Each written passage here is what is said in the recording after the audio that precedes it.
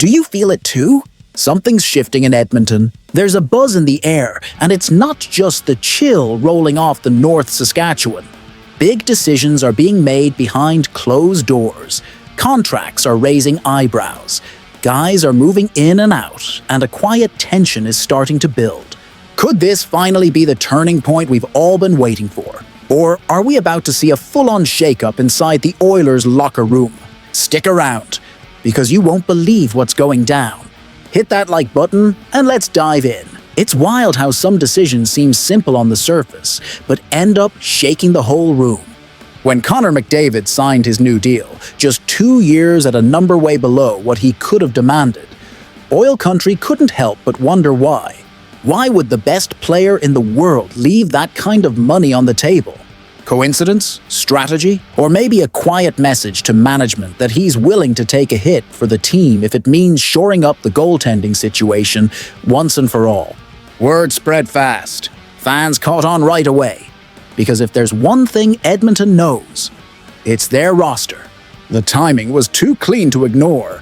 A team-friendly deal, right as the goalie debate started heating up again. The season had barely begun when Stuart Skinner had that brutal slip-up against Calgary, and Chris Knobloch answered by starting Calvin Pickard in the next game. The message couldn't have been clearer.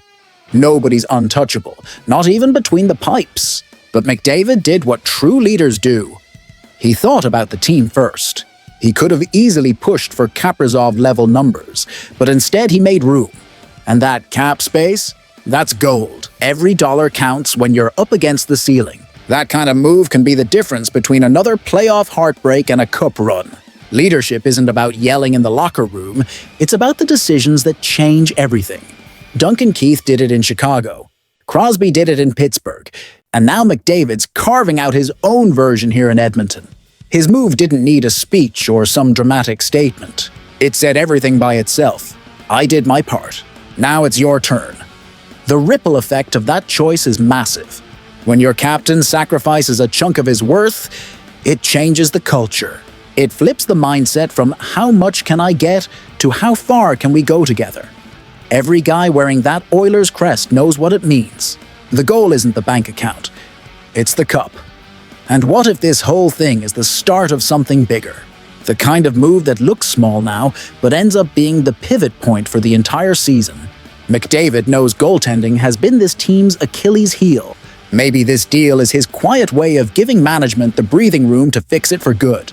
Because in the NHL's tight salary cap world, the real power belongs to those who make space. McDavid just did that with intent, foresight, and one clear goal in mind: to win. And this time, it feels like everyone's getting the message. Meanwhile, the arrival of Jack Roslovic is stirring things up even more. He's about to put on the blue and orange, and that changes the whole equation. It's not just about adding speed and experience. It's about forcing tough choices. This team's all in, no safety net, and every roster spot now feels like a chess move. Roslovic is coming in hungry with something to prove. He's got that high-tempo game, quick hands, and a nose for the net. On most teams, he'd be a lock in the top 6. But in Edmonton, he's gotta earn it against a stacked group featuring Draisaitl, Hyman, and Nugent-Hopkins. That's where things get real, because his opportunity means someone else might be on the outside looking in. And right now, all eyes are on Isaac Howard, the 21-year-old who turned heads in camp. The kid flashed skill, pulled off highlight moves, made fans believe. But once the regular season started, things cooled off. 2 games, barely 10 minutes a night, no points. That's the kind of stat line that makes coaches think twice. Here's the catch. Howard doesn't need waivers to be sent down to Bakersfield. That makes him an easy move, not because he's lacking a talent, but because it's just the path of least resistance. And once Hyman and Janmark are back, someone's gotta go. It might sting, but it'd make sense to send the rookie down to get more minutes, less pressure, and time to find his groove. Inside the room, Roslovic's deal, just 1 year with a no-move clause until November, sends a clear message. The front office wants to give him a real shot. Knobloch's ready to see if he can be the missing piece on the second or third line, the guy who brings some balance to the offense. And the fans? They're fired up. It's the kind of good problem you want. Too much depth, too much competition. That's not something we've always had here in Edmonton.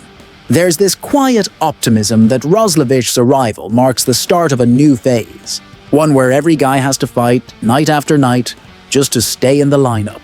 Because now it's crystal clear, nobody's spot is guaranteed.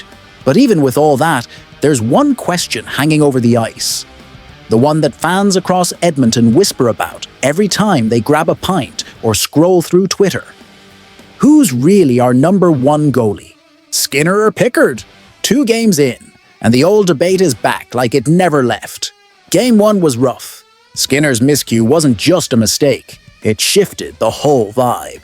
That kind of blunder hits different here, especially against Calgary. The building went silent, and that familiar wave of frustration rolled through the crowd. But the next night, Knoblauch surprised everyone. He handed the net to Pickard, and the veteran delivered. Calm, steady, no panic. It was like he hit the mute button on everyone's nerves. The decor settled down, passes clicked, and suddenly the ice didn't feel so heavy. The Oilers won, and just like that, the drama was back. Because in Edmonton, winning changes everything. Even the goalie depth chart. Skinner's story tugs at the heart. Local kid, drafted and developed here. Flashes of brilliance that make you believe. When he's on, he's a wall. But when he's off, it rattles the whole team.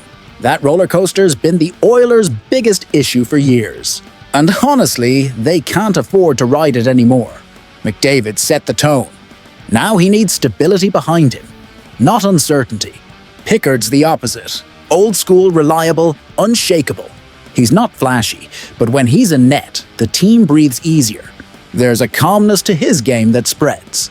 Maybe he's not the long-term answer, but he's a steadying force. And sometimes, that's exactly what you need to win. Knoblauch's got a tough call. Betting on Skinner means patience. Sticking with Pickard means admitting what everyone's quietly thinking. That reliability might matter more than potential, right now. And in a season that feels like now or never. Every point from October to April counts. At the end of the day, Oil Country doesn't need perfection. Just conviction. We just want to know who's got the crease locked down. Because when your goalie's at peace, the whole team finds rhythm. Around here, confidence spreads faster than a winter storm. And maybe, just maybe, this is the start of something real. So after everything that's gone down, you can feel it. Something big is building in Edmonton. McDavid gave up the dollars for the dream. Roslovic's hungry to prove himself. And the goalie battles lit a fire under the whole team. The pieces are shifting, the ice is set, and destiny's knocking on the door. The question is, will the blue and orange finally lift the cup this time? Let me know in the comments. And don't forget to hit that like and subscribe.